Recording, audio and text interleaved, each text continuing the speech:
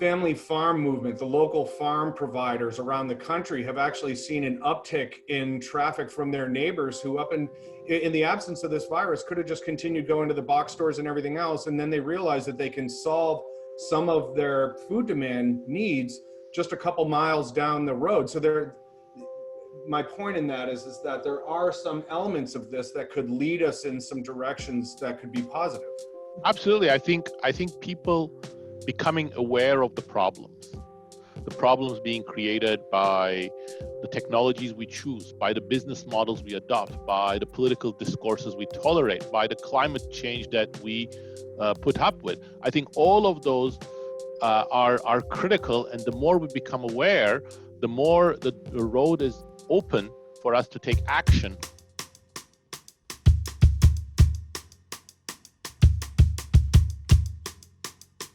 Today's theme is essentially doing what social scientists don't do.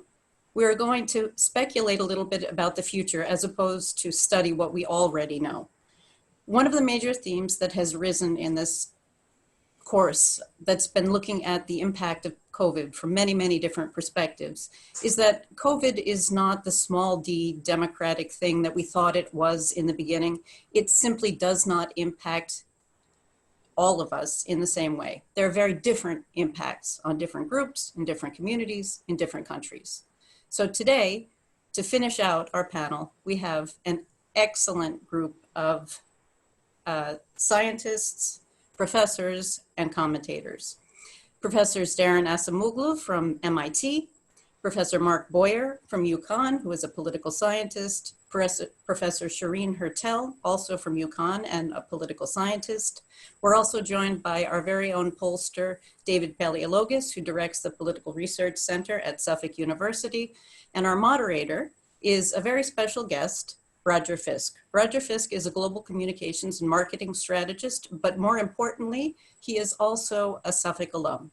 He graduated with both an undergraduate and a graduate degree, and as a matter of fact, was a member of our first master's class in political science and took a course from David Paleologos. Roger Fisk also, importantly, tells a story about the historic mission of Suffolk University, which is access and opportunity, bringing in students and launching them into fabulous careers. So Roger, I'm turning the floor over to you.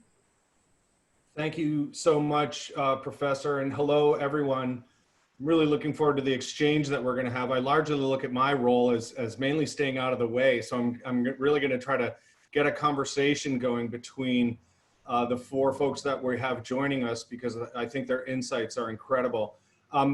There's a Q&A portion after this and things like that, so what I really want to do is get a conversation going with Shareen and Mark and Daron and David.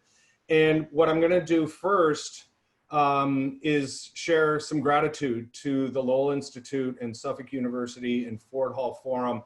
Not only am I an alum of Suffolk University, but I actually was, I participated in Zoom as a child. So in a way, I'm an alum of WGBH as well, if anyone remembers what that kids program is like.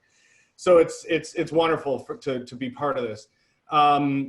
What I'm going to do is kind of go in kind of a round robin style through our guests and kind of take a little bit of a look back, and then you'll sense as we kind of move along that we'll then pivot to kind of looking forward as well. So Shareen, you're in the Nutmeg State, below what we like to call our hostile southern border in Massachusetts and down there in Connecticut. But I know you have a book that came out called Tethered Fates, and I know you focus quite a bit on inequality. So how do you see, given that the virus is really kind of accelerating pre-existing trends, how do you see that impact, and what kind of things have you been focusing on since January, when this all became part of everyone's life?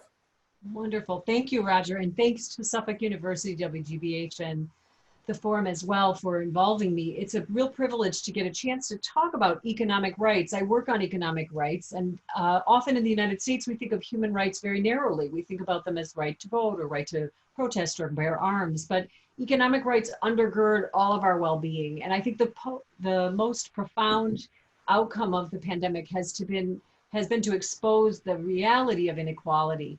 It is not an equal opportunity disease. We may be vulnerable, but then that vulnerability is exacerbated because of pre-existing either racialized or other factors that deepen the vulnerability of individuals and families and communities. That leads to my second larger point, which is we have seen the largest wave of protest in modern history in the United States in the past quarter. And that has been driven by the growing realization cross-class, cross-race of systemic racism and its impact. The degree to which the virus is racialized is a stark reminder, but then this larger discontent with systemic racism in police and justice and other spaces has been an extremely important piece of the puzzle. We've also had to recognize, and as we all move towards school opening, how vital but undervalued our daycare providers are, our home care providers for elders in our families or people with physical disabilities. One of the things that the pandemic has done is show us how vital those everyday people are who check our groceries, deliver our food, deliver our packages, and how often in flexible working conditions without unions and or without basic wage and other kinds of protections, those workers are deeply vulnerable. Many people can't afford not to work, don't have paid sick leave, and go to work. So this dynamic of the undervaluing of some of the service work that's vital to keeping the economy and our lives running has been another wake-up call for all of us.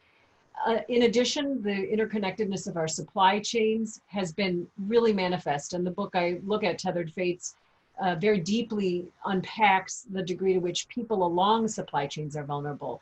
In the slide below, you see a worker with a mask in Bangladesh. Bangladesh and China are our two biggest suppliers of garments. Bangladeshi workers are, in many cases, not being paid for work that stores like Kohl's and others have ceased contracting. And so those workers are extraordinarily vulnerable. Many of them live on less than $40 a month in wages, which is inconceivable in our minds, but is considered a decent wage in their context. And so the interconnections of our vulnerability have really been in the context of supply chains, very evident to people. And finally, I think one of the things that the pandemic has forced us to think about is the degree to which our politics, and here I'll defer to David as a pollster or Roger in his experience within the formal political realm, but our politics have become deeply divisive. And so we're going to need to think about how to use this as a galvanizing moment for changing our political discourse and looking at our shared and tethered fates. So I'm going to pass the voice to somebody else, but would be happy to pick up on any of those items as you circle back. No, wonderful. Thank you, Shareen. And we're going to pivot to your colleague, Mark, who I know focuses on some of the issues around vulnerability, but also looks outside our borders as well, because there's obviously a very deep global component of this. So Mark, what has caught your eye in the last 6 months? Maybe what are one or two of the things that you have seen or witnessed that you didn't think would emerge as trends or something like that coming from this? And maybe you could just share a little bit about the work you've been doing in digging into the impact that this virus has on communities and families. Yeah, thank you, Roger, and thanks everybody else who's put this together. So I've been spending a lot of my time, frankly, mostly venting about the bungling of so much of this by writing a lot of op-ed pieces over the last 6 months to a year. And really focusing on this whole notion of America first, really producing America irrelevant in the world. And the pandemic over the last 6 months has really exposed the degree to which the United States is vulnerable and not the structural power that it used to be. And much of this is really Trump's undoing of our role in global governance, in many respects, the death of scientific decision-making and the use of science as an authoritative basis for making decisions. We've withdrawn from the Paris Climate Accord. We've had lots of hostility among the G7, problems with the UN, and even withdrawal from the World Health Organization during a pandemic, no less. And so all of these things have really shown that to many other countries around the world that they can do what they want to do without the United States. And so that notion of the United States having structural power, or sometimes it's called soft power, has really been reduced over this time frame. And it certainly doesn't show a bright future for American leadership in the world, at least in the present context, or if the present trajectory is going to continue. So I'll stop there and hopefully bounce off some of the others as we go along. Wonderful. Thank you, Mark, so much. And now we're going to reach across the Charles River to the Struggling Trade Institute on the other side of the Longfellow Bridge there. But Daron, I know you look at kind of nations and how circumstances and their decisions and their actions and their leadership can get them close to either success or to failure. I know one of your most recent books is called Why Nations Fail. So through your prism, through your lens, what's happened in the last 6 months, and how does it relate to some of the things that you focus on in your work at MIT? Thank you, Roger. We're all struggling, but the pandemic hit an ailing society. We already had deep problems, and as is often the case, they were both economic and political. On the economic front, wages had stopped growing, inequality had soared, and good jobs for all except a very few privileged or extremely well-educated individuals had fizzled out. Such a complex phenomenon has many causes, some of them institutional, but critical has been the technological choices that we have made in the process. To put it bluntly, we have put all of our eggs in the automation basket, putting machines first and humans later, which made it much harder for us to create shared prosperity. On the political front, the problems are in part a reflection of soaring inequality. The very rich have been able to pour incredible amounts of resources into politics, but it's also related to technologies that have made democratic discourse much harder. Of course, everybody knows about Facebook, but I think it goes much deeper than that. And the pandemic, as Shareen mentioned, could have been a wake-up call, showing us that we have been made vulnerable by rising inequality and economic and political strategies that we have adopted. But there is no evidence, and we'll talk more about that warning will be heeded. And instead, I think the pandemic is going to deepen some of these problems. On the economic front, it is going to add fuel to the automation fire. More than 75% of companies say they are taking steps or are planning to adopt more automation technologies. After all, who wants to deal with troublesome, socially distanced and disease-prone humans at the moment? But even more deeply, big tech companies are getting more powerful and bigger at the expense of their competitors, and their business model centered on automation and their inequality generating dominance of markets is only going to get worse. On the political front, and Mark already hinted at this, but the biggest fallout from the pandemic is government competence. We have bungled a fairly routine public health emergency. So this adds credence to the arguments of those who said that governments don't work and we should make it should make way to big tech or corporations or other social organizations. And that can only make our problems worse because we actually need governments to play a central role in regulating markets, technologies, and corporations. But increasing role of tech companies, especially much faster developments in AI and monitoring technologies, are going to create new challenges for democracy. I'll get back to this in a second. I don't want my first response to get much longer than this, but the way out cannot be through non-democratic means.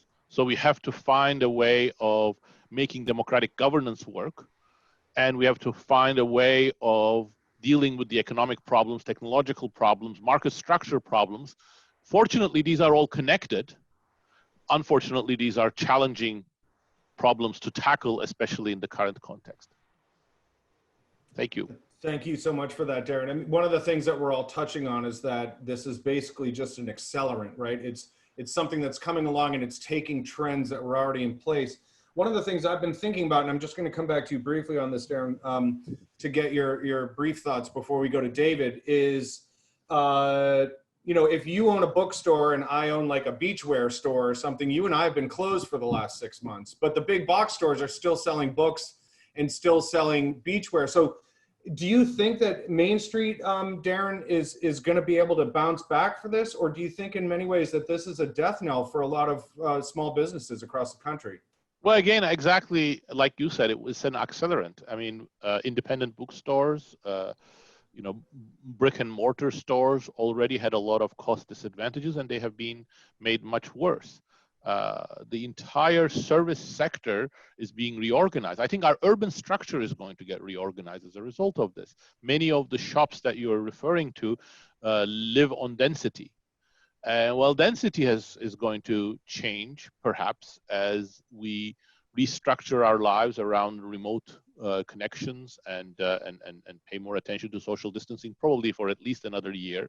So all of these mean that there are going to be greater advantages, cost and strategic advantages for tech companies. Yes, absolutely, those trends are here, and they are going to have sweeping implications socially, economically, and politically.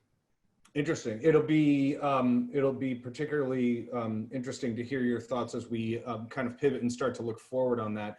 Now, Suffolk University is very, very fortunate to have one of the nation's best pollsters who's quickly kind of established Suffolk University as a political force in the kind of analytical realm. And David, you know the numbers better than anyone, but maybe I think what would be interesting for folks is, could you just take us back to January a little bit and then walk us forward? And when did certain kind of regions or constituencies start to drop off in terms of their support of the administration and things like that? So how's the last 6 months gone in the polling world?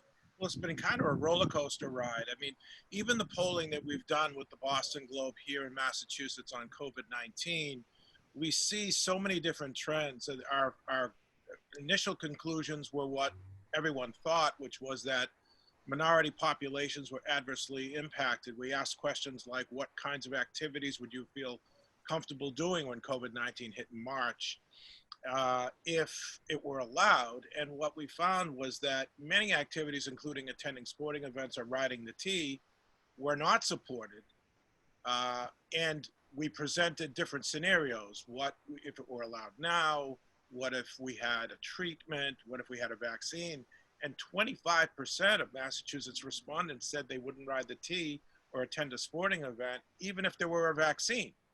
And so that begs the question now, when we were looking at crosstabs, how are people looking forward to school this fall? And what we knew was that minority populations and urban populations didn't want to go back to school because people were impacted severely, whereas whites in rural and suburban areas, they wanted to go back.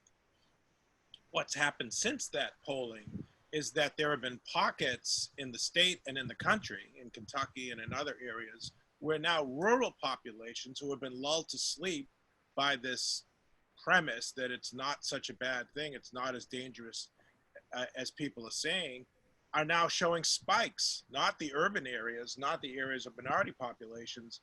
And so in suburbia and in rural areas, you have these pockets where people are lax, they're not wearing masks, they're not observing the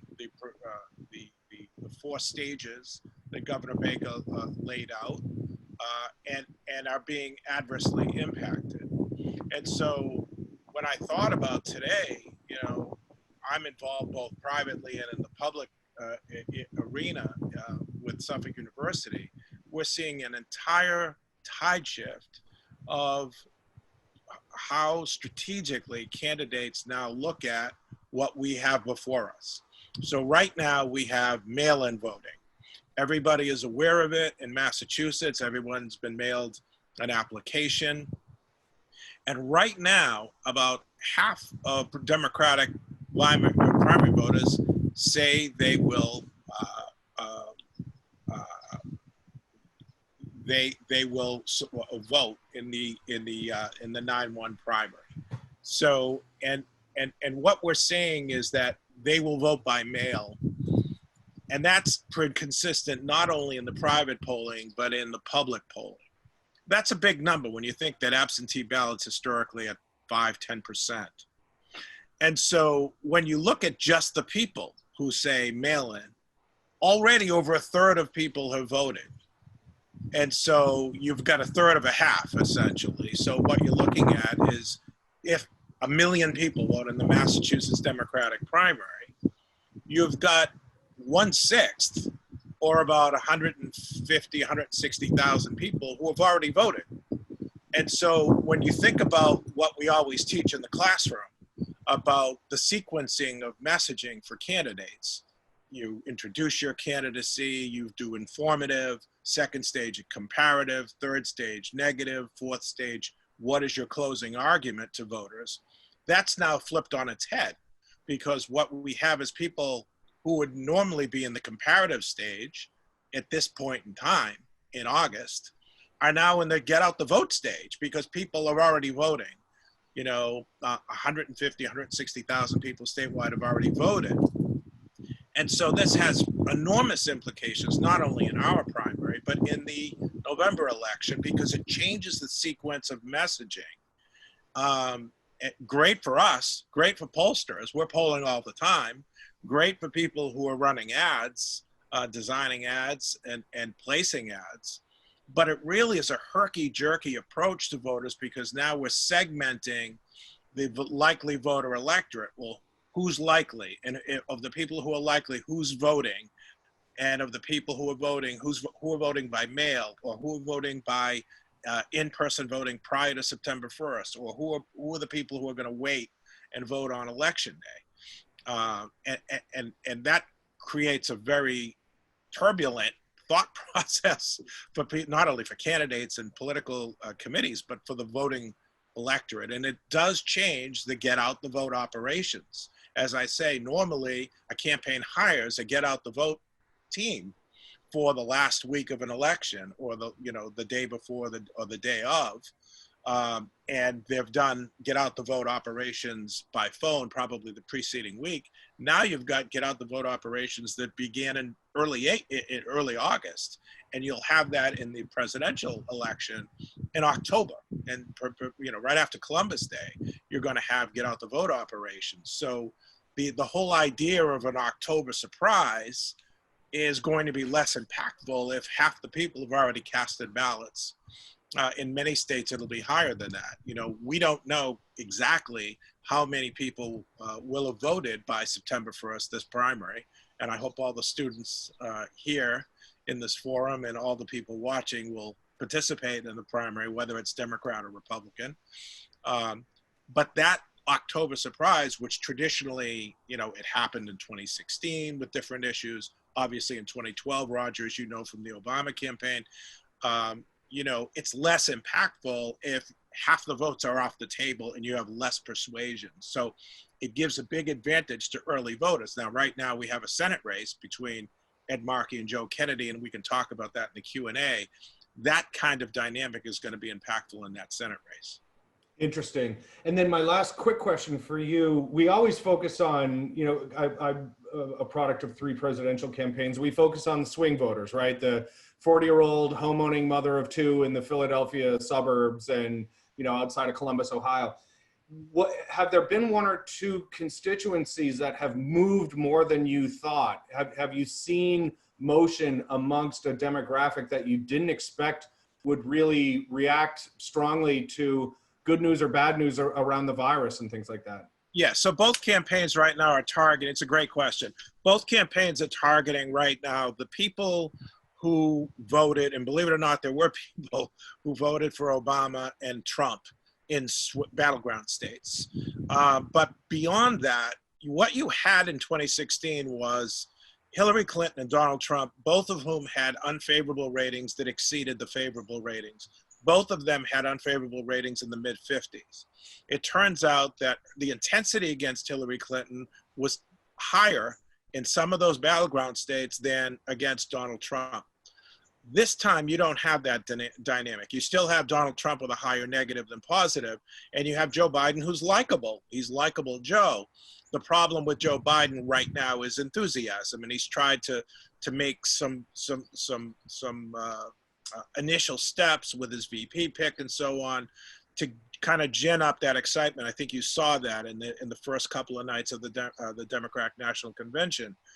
That's been his problem. So you have Trump, the president, who's not liked by a majority, and you have Joe Biden, who's really not ginned up a lot of enthusiasm, even among his own, even among Democrats, among Sanders supporters. We did an entire national poll at USA Today just on Sanders voters, and a lot of them had a shrug your shoulder kind of attitude towards Joe Biden. I'm not voting for Trump, but I'm not really enthused about Joe Biden. So I think there are ways that can be attacked, but certainly a problem right now if those voters don't come out and vote for him. I've been thinking about this quite a bit. Like, will people actually still be tuning in when politics goes back to being boring? Is kind of one of the, because Biden's is probably a return to a more boring news cycle, right? But let's go back now, and David, thank you so much for that. But let's go back now, and I'd love for each of our guests to take a couple minutes to take their work and what we've been talking about here, and maybe look forward a little bit through the election, maybe on through the end of the year. And Shareen, one of the things you said that really jumped out at me was this confluence of the virus and the kind of social justice kind of movement that we've seen in such a sustained way. I mean, plenty of Black Lives Matter moments have come and gone, but this seems to have a real sticking power. So when you look forward 90 to 100 days, how do you see this playing out? Do you see something like that growing? Do you think that it'll impact the election? Will it alienate the suburbs while motivating, the urban areas? Like, what do you see when you look forward between now and say the end of the year? Sure. I was thinking about it as I was listening to Daron's grim predictions around the automation revolution. And there's a juxtaposition in the context of protests around Black Lives Matter. There's been a real desire for systemic change in the business model, for more than sloganeering, for more than sort of a pitch spokesperson, but for a radical rethinking of promotion and retention and engagement with minority communities, both as stakeholders in the business environment, as employees, but also as consumers. And I do think there has been a fascinating counter thrust, which is towards Black-owned businesses, small businesses.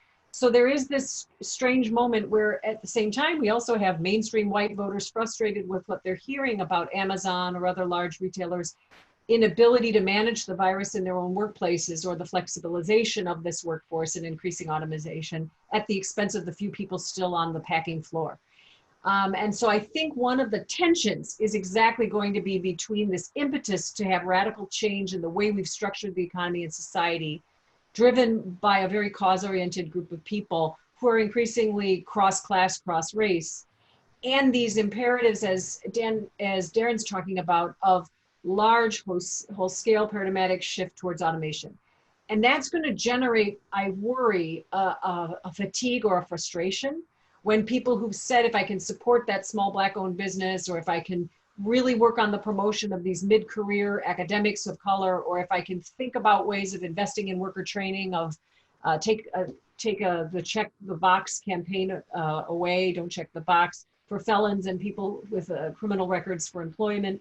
All of those efforts could be in some ways extremely energizing, but then if we don't think about a way of dealing with the 500-pound gorilla in the room of automation, we risk diminishing people's ability to continue engaging politically. And then we have this potential risk of people taking to the streets in armed and violent and other ways, both on the right and on the left, to face off, in a sense, outside of either formal political channels or structural reforms that can be enacted through conventional institutions. Wow. So optimistic or not? Mixed. Thank you so much for that, Shareen. Mark, what does your crystal ball tell you as you look forward a little bit? We have about 7 or 8 minutes left, so take a couple minutes. So, I just bounce off one of your last comments, Roger, and say that boring is good. I think that there is an exhaustion factor that's been going on, the level of exhaustion and stress that I hear from students and friends and colleagues and everything. So if we get to a boring Biden regime, I think everybody's going to be relieved and not all that worried about it being boring. But I think the key is, and certainly I'll put my cards on the table, I'm certainly hoping for a boring Biden regime. But when we look at that, I think a key will be to what extent can he rebuild the relationships that have been left in tatters, whether it's with the Europeans or some of the relationships or lack of relationships with the Chinese, and the list goes on, to be able to deal with those kinds of things in a collaborative way, because so much of what we do in global politics anymore is about collaboration, whether it's in vaccine development, whether it's in dealing with transboundary issues. Just look at all the impacts of travel constraints and everything else that went on because of COVID. Not having any kind of ability to coordinate those kinds of policy responses because we had ditched so many of those relationships and severed those kinds of good ties that we've had for many, many years. You know, regardless of whether it was Bush or Obama, those relationships were important, and I think that that's been missing, and so that's a key factor in all of this. Let me just really quick, because I want to just build on that a little bit. It's people need to remember, like, we've only been an outward-looking global presence for 100 years, right? Yeah. A, we're a young country, and B, it wasn't until World War I that we really started to assert ourselves on the global stage. So we're still quite new at this. Is that not true? Yeah, no, we are really new at this. I mean, the isolationist theme in American foreign policy is entrenched and well rooted, and it's really even been not even since World War I, but even since World War II, that we've really been a global power. But there's been a lot of consensus. I mean, we can talk about tinkering at the margins between the Republicans and the Democrats historically, but there's been a fair amount of consensus on foreign policy in many respects, and that will need to be rebuilt because that doesn't exist now. I mean, we can think about domestic policy or foreign policy, and the gulf between the two parties is gigantic, and that's a governance question. I mean, how do we actually govern? It may have been you, Roger, mentioned about the level of competence and governance and the lack of ability to handle. It was actually Daron, about the relatively routine health emergency, and we're going to have to rebuild that faith in government and our faith in our ability to manage things both domestically and collaboratively with other nations around the world. Fascinating. Daron, you want to build on that a little bit and help us look Yeah, forward? I do. Thanks, Roger. I want to actually make 2 points. Either could be construed as somewhat pessimistic, but I want to make them in an optimistic mood. The first is building on Shareen's point.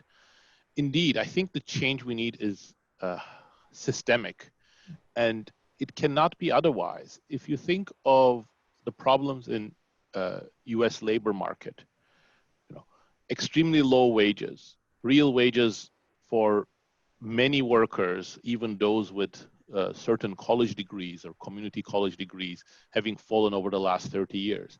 We can try to find purely institutional solutions to them. Certainly, we can increase the minimum wage, strengthen workers, and those can go some way, but not that far, because as long as we are putting all of our energy towards automation, when you jack up the cost of low-skilled labor, either companies are not going to be able to compete against the Amazons or the Googles or the high-tech giants with very different business models, or they're going to go themselves in the automation direction. So unless we can really create a systemic change, it's going to be very difficult, and that requires both the economic institutions and the technology to change together, and therefore it has a political element as well. Now, if you look at history, what we are going through is what Jim and I call the critical juncture. There are many institutional paths open to us, and which one we will choose will depend on what types of coalitions we put together, what type of leadership we experience, and what type of popular mobilization, again, Shareen mentioned that, we are able to generate. You know, we've been here before. If you look at the world, especially in the West, after the Great Depression and World War II, it was a similar sort of sad situation full of dangers, but we were able to build a very different type of equilibrium, an institutional equilibrium, both internationally maintaining peace and domestically creating shared prosperity with a different path for technological change, wage growth, good wages, security for many workers. And I think many people were at the time worried that this was going to not work out, or it was going to create lots of different types of problems. One voice in the middle of this was, for example, Hayek, whose Road to Serfdom was written as a reaction to the Beveridge Report. In the middle of World War II, Beveridge Report was calling for a welfare state in the UK, very modern actually in its conception, and Hayek worried that was going to bring a different type of totalitarianism. At the end, the reason why Hayek turned out to be wrong, I think is very important as a lesson to us, because I think it can inform why we can overcome the sorts of fears that Hayek had. So the reason why Hayek turned out to be wrong is that he thought if you strengthen the state, if you give additional responsibilities to the state, that's going to just create another kind of totalitarianism. Right. But at the end, the reason why that didn't turn out is because together with the state, society itself became much more involved in politics. Again, this is, I think, what Shareen also meant with his popular mobilization. It was a much greater degree of democratic participation than anybody expected that took place all over Europe, in Canada, later in Japan, in Korea, after the 1980s, and in the United States. And I think that's exactly the model that we have to keep in mind, that we need greater responsibilities, new avenues for government action to deal with more complex challenges, but it all has to be embedded in an environment in which we have much broader participation in politics, not lulled by monitoring technologies and social media, but true political participation by a broad cross-section of society. And in a turnkey way, one of the things that I found very interesting, because I try to find optimistic elements in even the darkest situation, which I think we could roughly agree we're in, the family farm movement, the local farm providers around the country have actually seen an uptick in traffic from their neighbors who in the absence of this virus could have just continued going to the box stores and everything else. And then they realize that they can solve some of their food demand needs just a couple miles down the road. So my point in that is that there are some elements of this that could lead us in some directions that could be positive. Absolutely. I think people becoming aware of the problems being created by the technologies we choose, by the business models we adopt, by the political discourses we tolerate, by the climate change that we put up with. I think all of those are critical, and the more we become aware, the more the road is open for us to take action, collective action on it, not just individual, but collective action. What we do with each dollar we spend, right? Mark, I see you want to jump in really quick, and then we're going to have David wrap this up. So Mark, what's on your mind? Yeah, so just real quickly, I mean, what we, one of the interesting impacts, I mean, it's not terribly surprising, was the degree to which we saw cleaner skies. Because of lack of carbon emissions, because we don't have as many people driving cars. Right. We've had everybody. Used to be called APEC Blue when Beijing hosted, right? Because they shut down all the power plants and people could see the sky for the first time. Yeah, no, I mean, it's made a big difference. But we unfortunately won't likely be able to sustain those kinds of decreases in emissions. But it's been a pretty stark and telling development of lack of activity. Yeah. Well, David, finishing out our kind of looking forward segment here, where do you see the numbers going in the next couple weeks, and what kind of sustained impact do you think the virus is going to have on the national races and within Massachusetts? Well, it's all about turnout. When Shareen was talking about, people taking to the streets, she's so right about this. And I was reminded of that graph of how many people who are eligible to vote in this country don't vote. And when you think about it, everybody talks about this and we talk about it in the classroom. 100 million people in the United States may not vote in this presidential election. Think about that. The winner of the presidential election traditionally gets anywhere from 63 to 67 million votes. I think Hillary Clinton got 66 million in the last election. But 100 million people may not vote who are eligible to either, and these are people who are either registered or people who are registered but just don't vote on election day. We've got to see a transition from people taking charge, taking control of their lives, whether they're in the streets or they're vocalizing it through social media, and participate in the process. It's so important. And we did a poll, so as you know, Suffolk University, we did a poll of non-voters, right? Pollsters always want to poll the likely voters. We poll people who weren't voters. They were not registered, or they were registered and they said they weren't going to vote. And we noticed, and it's no surprise to any student of politics, disproportionate young, disproportionate minority, disproportionate disabled, a much higher disabled population that doesn't vote. These are people that need to be heard from, and they need to participate in the process, or true change won't come about. Yeah, and I'm going to hand this over to Arjun now to open up the discussion, but I always love when someone's last point proves one of my points, which is, one of the most political things you can do in life is nothing, right? So when people do nothing and they think that that's an absence of political activity, doing nothing is actually very, very political, if you follow me. But thank you all so much. Thank you everyone for chiming in and sharing these thoughts. I'm going to hand it over to Arjun now, who's now going to bring in some students and things like that. But thanks so much for tuning into the first portion. And Arjun, are you there? Can you pick up this baton? I am. I'm here and I'm taking the baton. Thank you so much for moderating that first part of it. And thank you guys for joining us today. So for this next section, first we're going to hear from 4 Suffolk students who have a question for our panelists. Then we're going to turn things over to you guys. As you have seen, many of you are asking questions in the Q&A section. Keep on doing that. We're going to try and answer them all today. If you don't hear me ask your question up here on the virtual stage, hopefully one of our professors will be able to answer that. But while our students are getting ready, I wanted to direct everybody to a poll that our participants took earlier today in this conversation. And, just sort of taking in these various results, if I could ask you, each of our panelists, what sort of strikes you standing out from this poll? I'll give you guys about a minute or two to look over this. But I think one of the most interesting things that sticks to me is, the question number 7, in the 2020 elections, will you vote in person at my polling station or vote by mail? Now, that is most likely coming from a point of concern out of safety for the pandemic.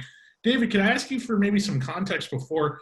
How frequent was, vote by mail being employed by people? And, were there any surveys that you would be taking? And maybe this is a question for Roger as well.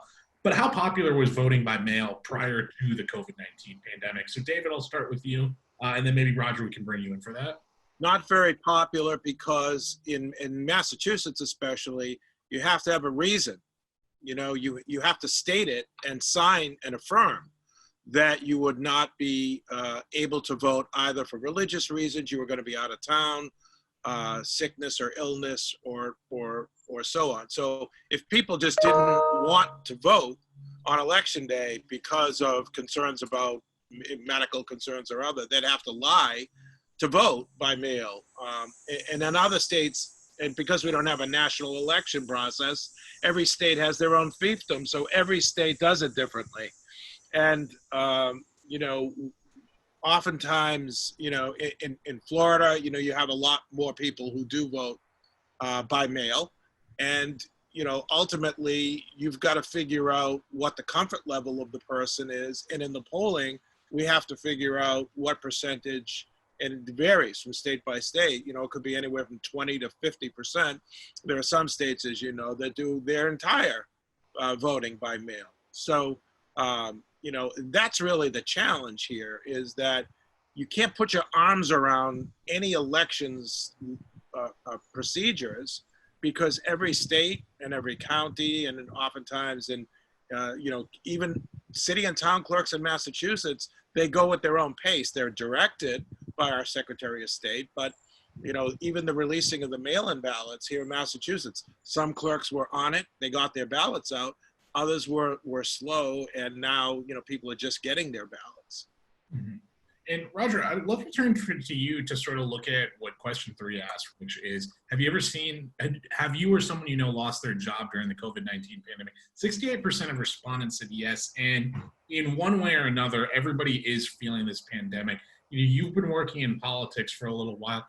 Is there any comparable previous event that has rocked the political scene in a way that touches every single voter?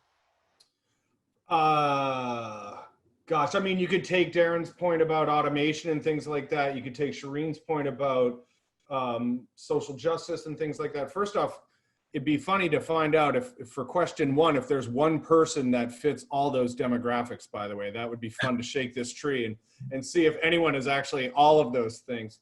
But I think the broader point is that this is a much more immediate, the impact of this is much more immediate. When we talk about some of these broader economic trends and things like that, it's more in the context of 5 to 10 years or comparing generations and that kind of stuff.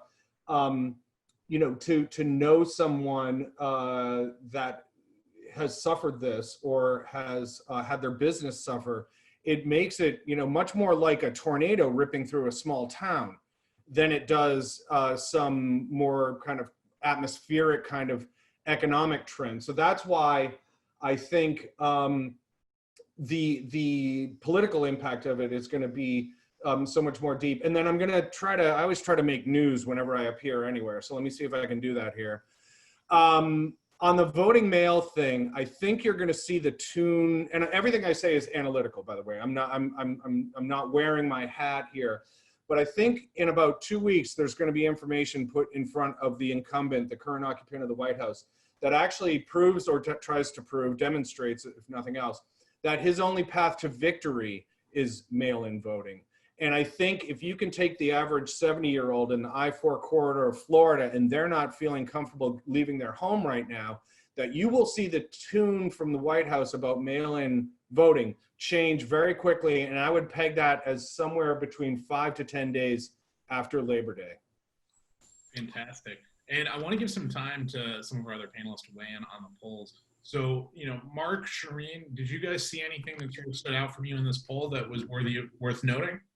I think one of the things, and then I'll turn to Mark quickly, but is that this is a disproportionately student audience.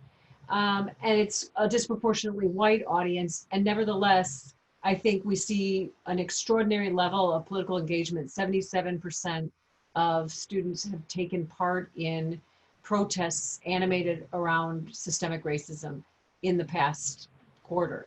And I think that's quite revelatory and really an important finding. And I would just, again, I'd bounce off of question 3 again about, do you know somebody who's lost a job? The extent to which this has produced anxiety and uncertainty, particularly among a younger demographic, the 20-year-olds, is just extraordinary. I mean, where they would come out of college expecting to have a job or be able to go to graduate school. Now they don't know what it is. We, as Shareen knows, we had our one daughter home for about 6 weeks because she got a job in early March, which didn't then start until a month ago. And she didn't know whether she actually would have that job during the time she was living with us in May and June. And many of her friends were in the same situation. And those kinds of uncertainties, the mental health implications and what it means for their ability to plan and to make money and be involved in society is going to be a problem for many, many years to come as they work out of this. And Daron, I'd love to turn to you to especially look at these 2 questions. Are you worried about the future shortages of food, toilet paper, other essential supplies? With 45% saying no, but 36% say yes, 20% are unsure. And coupled with that is question number 5, which asks, do you anticipate that your family is going to struggle balancing work and care for children or an older disabled family member? 51% said no, 21% said yes, 28% said unsure. Does this uncertainty in the ability to be able to care for people represent or portend some sort of lack of faith in the institutions that many thought would supposedly protect us during a time of pandemic? you know, Daron, what do you sort of make of these two? Well, I mean, I think, you know, we are living through very turbulent, worrying times. I don't find it surprising that people have high anxiety. I think what's lacking here actually is some of the even deeper effects of the pandemic. What really worries me is the educational inequality that's actually opening up, because many of the more disadvantaged communities really cannot benefit from remote learning, both because they don't have access to the technology and because conditions at home or pre-existing disability or other disadvantages really make remote learning much harder. So I think the extent of the inequality and social dislocation and the economic consequences from this are actually much deeper than the uncertainty. But of course, the uncertainty is debilitating. It has macroeconomic consequences. And I think it's one of the many aspects of this pandemic that we really have to confront. Absolutely.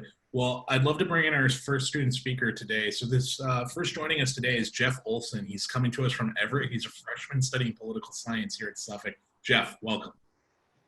Thank you, Arjun. Yeah, my question is directed towards Dr. Mike Boyer.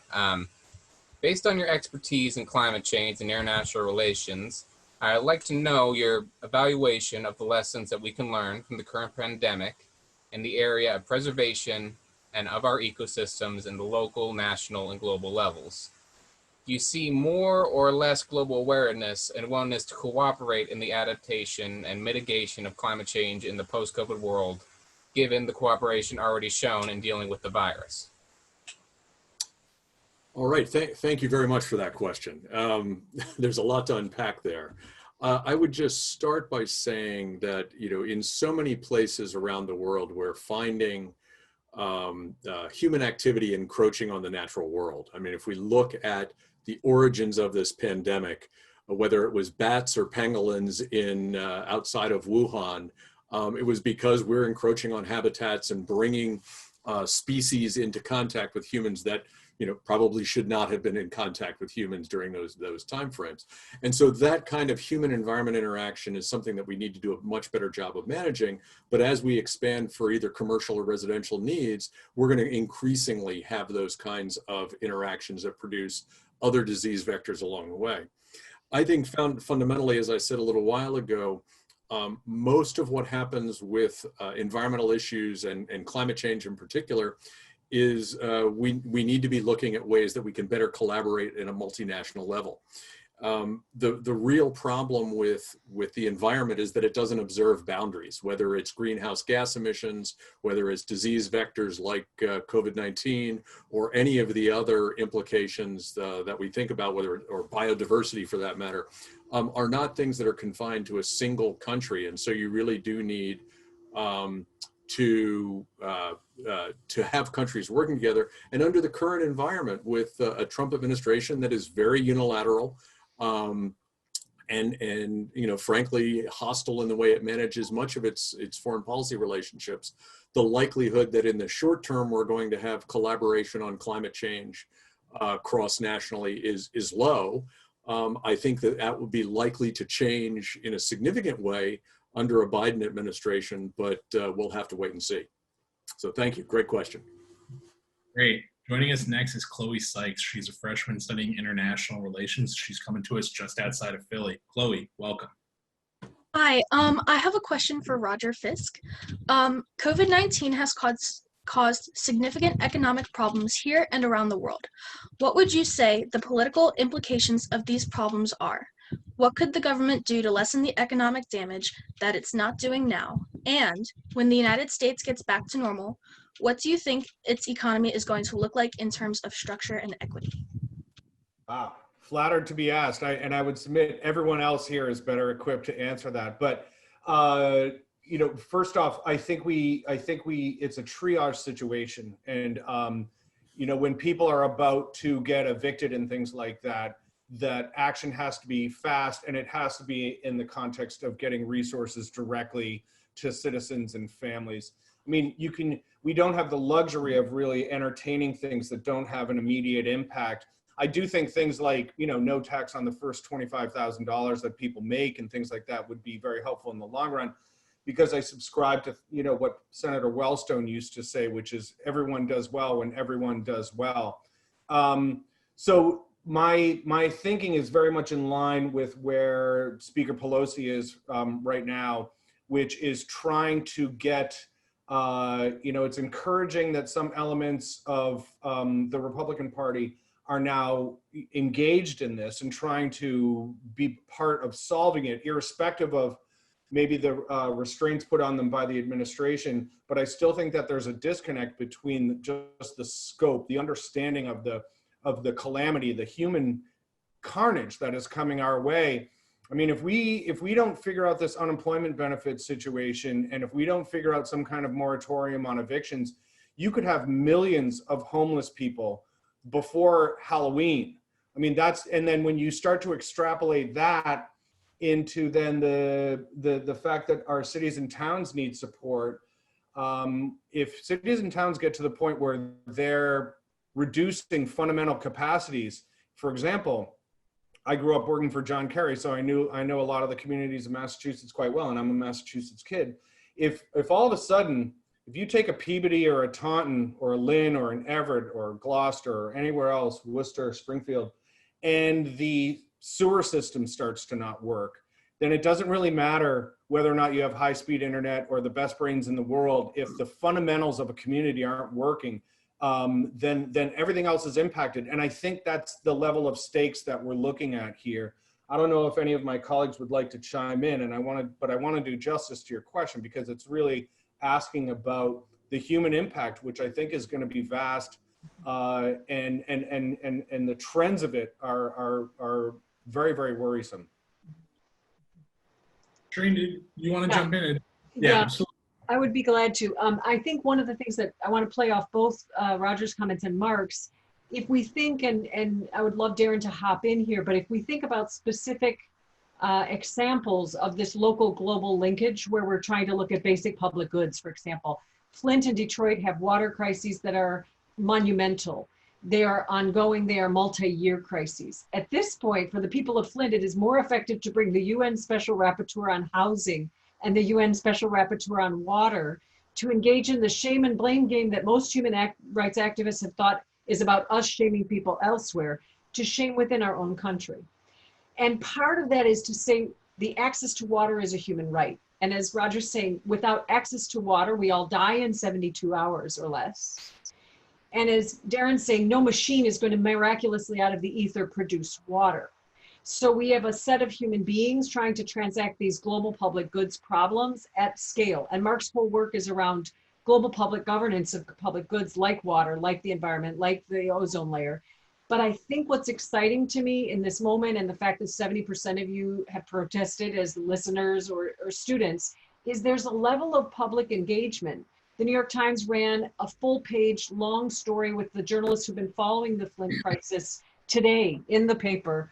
And there are a bunch of activists quoted. And there are listeners who are going to be able to make sense of Flint as a global human rights problem. So it's no longer just a problem of a minority community somewhere in remote Western Michigan. It's now us looking at the problems, as Roger says, of fundamental access to basic things like water as human rights dilemmas where we have tremendous shared stakes. And people have begun to invest those boring things like access to water with real political weight. And I think, as Daron says, if you're going to have scale shift to really paradigmatically saying it matters to control public health, it matters to control water, it matters to control access to technology in ways that are democratic and participatory, you have to have students like you and others saying, yes, those things matter to us. They matter to us and we'll vote, not 100 million of us not voting, as David is saying. We'll vote for those issues. We'll pay more in our taxes. It's not all about getting rich quick, but it's about fundamentally mutually investing. And I think it's really exciting to have this level of student engagement in these issues, boring issues like municipal water and sewage that 15 years ago nobody cared about. Poor people were stuck in Flint because they were stupid, and poor people would say. That's not the case. These are some of the most hardworking people, but they've been automatized out of their jobs. And now they're in a place where they're beginning to use that human rights framework, use that discourse of rights and engagement, use those international institutions, mobilize cross-class, cross-race, at multiple levels of education. Students like you were the people who exposed the Flint water crisis by doing basic science with university professors. People at Michigan State mapped lead levels in kids, and now there are students interning in those spaces. Some of the most gifted political scientists in our field are starting to look, and Mark is one of them, at these cross-governance dilemmas. And I find it exciting that students now care about water and sanitation as a human rights issue. That's wonderful, because the only way we get to where Daron is talking about of fundamentally transforming our economic paradigm is when people say those boring issues are human rights issues that matter. And nothing else matters if I can't drink the water. Fantastic. Thank you very much. I want to move on to our next student questioner, who's Alexa Rivera. She's a freshman studying law, and she's coming to us from Chelsea, Massachusetts. Alexa, welcome. Thank you, Arjun. This question is directed to Professor Hertel. Given the unprecedented unemployment in the U.S., the future of structuring both a physical return and adjustment to working remotely will be vital. What impact has this had on women working remotely with respect to the balance of both home life and working conditions? In addition, has this placed a strain on gender roles and economic outcomes? If so, do you expect this to continue? Yeah, and I'm going to open my time and give Daron a voice here too. But we find polling data, and I think David could probably interject here as well, but internal to professional associations like the American Association of University Women and others, that 70 to 80% of the care work, even in upper income academic families, is being done by the moms. So women academics, especially in the STEM fields who can't have access to their labs, are structurally already disadvantaged and now falling further behind. And people of color in the academy who make up a tiny percentile and have come in with structural disadvantages are even further disadvantaged then. So this is real, and it's real in the most privileged part of the society, which is academia, right? Those of us who work as professors have a wonderful opportunity to think, teach, engage, but even there we're seeing it. And it's only magnified when we look at frontline workers' families or middle-income teachers. How on earth can a teacher with 2 children under 7 be expected to go back to work to teach her class virtually if she has a partner who's not equally invested? Some of my younger friends with smaller kids than mine literally have begun to do log charts where they change off on an hourly basis to make sure mom and dad are working. But that requires a relationship which is very, very, very healthy. And so what we're also seeing in the pandemic is an uptick in abuse and bullying behaviors intra-household. And so I think we have to be very mindful that even in upper income spaces, patriarchy still exists. And so I think good feminists are both male and female. I think this is incumbent on all the guys on the panel and all of you out there in listening land. We have a collective good, which is our children's future. It is our mutual responsibility. I think one of the most exciting things I'm seeing is the coalescing around women in academia who are now speaking out on behalf of their graduate students, international graduate students, and their undergraduate students around this care work issue. But I talked about it in my remarks that we undervalue care work, and yet it can't be automatized. My elders who are 80 and 90 in retirement communities want to talk to a human. They're not just going to talk and engage with the internet, as Daron is saying. And so this care work we've systematically undervalued, and we really need to think about this paradigmatic shift towards valuing this important work that's being done societally. Great, and we only have about 10 minutes left in our session today, but Daron, I wanted to know, do you have anything to add on to that point? Well, let me just sort of comment on the last 2 points that Shareen raised. I think the issue here is indeed the multitude of democratic participation that we need.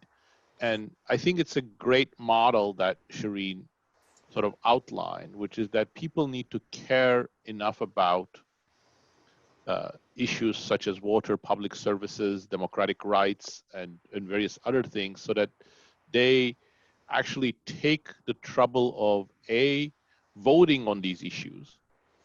And B, if votes don't count, then go and protest and try to redirect the political agenda differently. I think that's definitely the model we need to keep in mind. For example, when it comes to climate change, it's not enough for people to say, oh, I care about climate change, but then keep on voting for the same candidates who are not going to do anything about controlling emissions. But even more importantly, it's also the same sort of issues that we have to think about when it comes to protecting democracy. Are people really going to sort of get out of their comfort zone in order to take action when democratic rights are threatened? And I think those are going to be critical moving forward.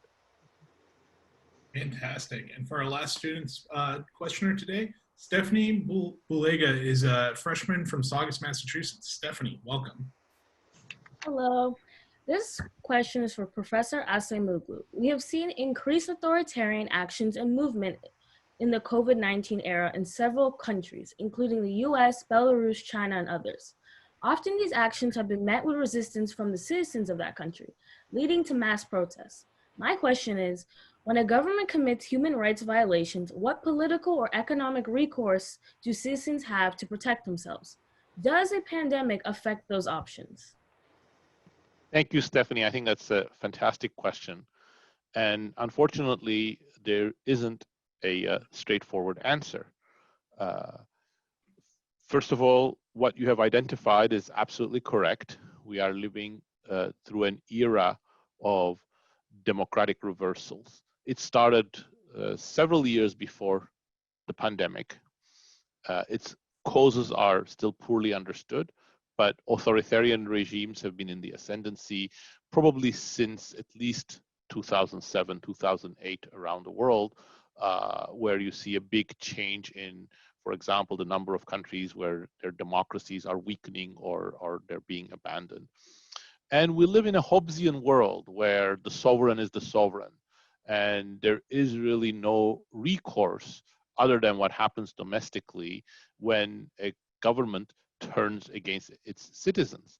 And that can take a soft form, and when it takes a soft form, as in Brazil or the United States, of course, we're not happy about what's happening in the United States, but it's still a soft form. We have the means of using the ballot box and other civil society means in order to restrain that. But when it takes the form of what went on in Egypt during the Arab Spring, what went on in Ukraine, what's going on in Belarus right now, it's very, very difficult. It's going to be a tug of war between the ability of protesters and civil society to sort of withstand in the face of violence, and the ability of the government, the military, the elites to exercise more and more coercion despite changing public opinion. There isn't a natural formula. In some places, it's just not going to be possible given the level of government control and willingness to use repression to actually change things. We experienced that in Egypt, for example, after the military coup. And there was no way for civil society to withstand the amount of violence that Sisi's government was exercising. Now, I think the hope is that in many emerging democracies, the control of governments and their coalition in favor of violence is not going to be strong enough. But also we are living through a transformative period in terms of the tools in the hands of governments. Their ability to monitor using artificial intelligence, face recognition, and other control tools and disrupt civil society and democratic movements is probably much greater than it was 15 years ago. So I think we need a new playbook for democratic movements to withstand some of these new pressures. So I don't have a very clear answer other than saying that we have to analyze every situation and find what the right course of action is. I think idealism to say we always have to stand up against autocrats is a great idealism, but in practice, it may actually be extremely costly in some situations because of just the extreme violence that goes on. On the other hand, there have been huge changes on the other side as well. You know, al-Bashir falling in Sudan, and many other dictators sort of finding less and less elbow room for them. But I think we have to sort of analyze each one of these cases in a case-by-case basis and see how the best way of demanding better governance, demanding better civil, human, economic rights, as Shareen put it, and making democracy work in unlikely places as well as likely places. I think those are things we have to keep on evaluating as we go forward. Thank you. Fantastic. And thank you all to our students who participated in this section. So we only have a few minutes left, and I think we've covered a lot of issues here. But one thing that is certain about what's coming in the future is that we're going to be inhabiting a different political landscape, a different economic landscape. So with that in mind, what is a closing thought that you'd like our students to walk away from this seminar with? And David, why don't I start with you? First thing I would say is, if every student could reach out to one person who isn't voted, who isn't registered to vote, or who is registered to vote but thinks the two-party system is bad, they don't have enough time, there are more important things in their lives. If every person who's a registered voter could recruit one person, we wouldn't have the dilemma of 100 million people in the United States not voting in November. And that, to me, is where it all begins. I mean, the problems have to be solved from the ground up. And right now, 66 million people in the country elect a president. And there are a lot of other people who either cast votes for someone else or don't cast votes at all. At some point in the future, the total amount of people who won't vote in an election will exceed the sum of the Democrat and the Republican. We haven't reached that point yet in a presidential election, but according to Michael McDonald and a lot of other people who have analyzed this, that day's coming soon. Great. And how about Daron? What would you leave our students with? Well, I want to go back to Stephanie's question. I think within the context of Stephanie's question, we shouldn't forget how fortunate we are in the United States. We are living probably through one of the worst presidencies, worst administrations, and biggest threats to democracy in the United States' recent or probably not so recent history. But still, we have, you know, many rights and we have many avenues open to us. And like David said, there are many aspects to political participation open to us, open to young people for whom this is most important because it's their future. And I think we have to make sure that we take advantage of all of these political voice avenues so that we try to put American democracy on a better footing. Fantastic. And Shareen, how about you? I think coming third, I can chime in on both of these. To be political and to do it in a way that is authentic by learning to listen, by learning to engage, and by looking structurally at the big picture. So vote for sure. I think David's point is so well taken. Daron's is in terms of really recognizing what a privilege it is and how, despite the current climate, your vote matters. And you really do need to be thinking about where you can make connections with people both within your circle, but beyond it. Really learn to listen, really learn to dialogue. I think social media has created for a lot of you a bulwark of people who think like you, but take the dare and take the risk to think beyond your bubble enough to learn to engage, to develop master counter arguments, etc., build your evidence, but think big and make connections. Great. And Mark, what about you? A closing thought for our students? The basic advice that I give to every undergrad that comes through my office is find out what you're good at and find out what you're like, and hopefully they're the same thing. I would spin that to say, you know, do that and get involved in the process. Whether you write well, whether you speak well, whether you're good at bringing people together and networking, all of those kinds of things have a role in the political process that can affect change. And so do that. And that's really the goal, should be the goal, not just of the next 2, 3, 4 months, but of your undergraduate career, and then try to turn that into a force for change more broadly. And Roger, how about you? What would you leave our students with? A hearty endorsement of everything that was just said, by the way. But you know, it's interesting. So many of these challenges are somewhat timeless, and I think one of my kind of lifelong missions has been to kind of grab back some of the patriotic real estate that I think we assume is in the possession of one particular party and mindset here in this country. And the fact of the matter is that the founders really kind of foresaw a lot of this, in the sense that for the young folks, you know, our founding documents say in order to form a more perfect union. It's not in order to inherit a more perfect union or maintain or anything else. And what we all have to remember, and I always try to share with anyone really, is, you know, America is not an answer. It's a question, and we all have a role in answering it.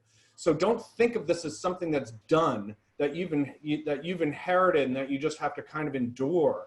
You're just as much at the beginning of this as young people have been throughout the history of this country.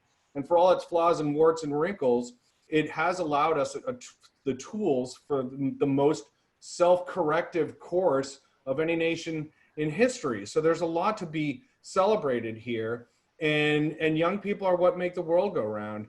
And so I would hope that people come out of this with an enhanced sense of kind of some of the challenges, but at the same time, it makes their role and their enthusiasm, no matter where they fall in the political spectrum, that much more important, because this system is designed so that each citizen can be part of what they view as that more perfect union. So hold that in your heart and in your head as you move forward, and find those things that Mark talked about, that you're good at and that you're passionate about. And you know, given our history, we can get through this, we can solve this, we can tackle this, but everyone has to be involved, just like David said. Great, thank you so much. And thank you to our students and our panelists who joined us today. Thank you to all of you who've been joining us for all of these seminars. Thank you for inviting me onto your laptop screens. If there's one takeaway that I've come out with after all of this, is that you guys are in incredibly good hands here at Suffolk, and I'm going to pass it on to Professor Coolidge now to close us out. Thanks, Arjun. And thanks again to all of our panelists. This was a fabulous way to end a really novel series that I have been privileged to be a part of. Every panel has raised more questions than provided answers, and I think that is the most important thing that we can do for our students. And I am also incredibly grateful for your call to action. We are clearly at an inflection point in the midst of pandemic. There's a lot that's terrible that's going on, but what is really clear is that we all have to be part of the solution, whatever that is. You didn't do all that much crystal balling, but part of the solution is absolutely going to be all of us getting involved. So I want to thank you again.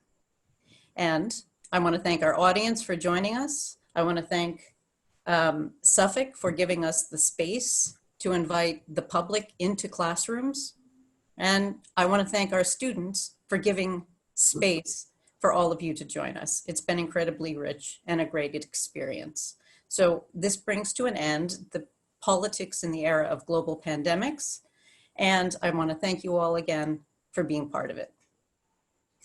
I want to introduce once again my chair and colleague, Rachel Cobb, and we're going to take a look at the impact that this series has had so far on what we have done and who we have touched. Thank you, Christina, and thank you everyone here. It is a pleasure to be back and to bid farewell to all of you. I want to take a moment to echo Christina's comments and also say how incredibly amazing this has been to be with all of you for 9 weeks. I want to say that this has been a collaboration between the Ford Hall Forum at Suffolk University, the WGBH Forum Network, and our own department, the Department of Political Science and Legal Studies. And throughout this incredible time together, we have had the opportunity to touch the lives of not only the 140 students that have been part of this series, the 4 faculty who have taught 2 sections for a total of 8 sections. We've invited 32 guest speakers, had 1,211 public attendees, 11 Suffolk faculty on staff and on camera and behind the scenes, 148 questions asked in the Q&A, 75 organizations represented in the audience, 12 locations connected to Massachusetts by Zoom, including around the world in England, Switzerland, Spain, Germany, Mexico, California, Maine, Vermont, Virginia, Puerto Rico, Washington, D.C., and New York City, and 25 organizations that have been represented on the panels, and 30 on-air student questions. And furthermore, 75 organizations represented in the audience. So it has been an incredible series, and now it is my privilege and honor to introduce the president of Suffolk University, Marisa Kelly. Thank you, Rachel, and thank you all. This has really just been a such a rich conversation and such a privilege to be joining you today. These really are extraordinary and challenging times, and they call for extraordinary educational opportunities. Politics in the time of global pandemic has been just that, a groundbreaking educational collaboration between the Suffolk University Political Science and Legal Studies Department, the WGBH Forum Network, and the Ford Hall Forum. With this series, we opened up one of our virtual classrooms to the general public, and the response has really been overwhelming.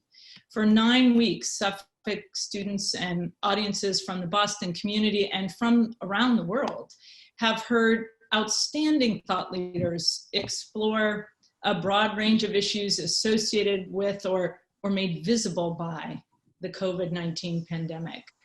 And of course, among the highlights each week were the students' questions, which were always on point and articulate. I want to take this opportunity to thank all involved in making this series possible, all our speakers and course section faculty, the chair of the Department of Political Science and Legal Studies, Dr. Rachel Cobb, and faculty member, Dr. Christina Kulich, Susan Spurlock, Executive Director of the Ford Hall Forum, and of course, WGBH producers Annie Schreffler, Lauren Jo Alejandro, and Arjun Singh. And finally, I want to thank the audience and especially our amazing and talented students who, through their engagement, not only learned, but contributed, as they always do, to our learning as well. I want to echo what all of our speakers tonight have said. Please stay engaged, and we close wishing you all good health and a good evening.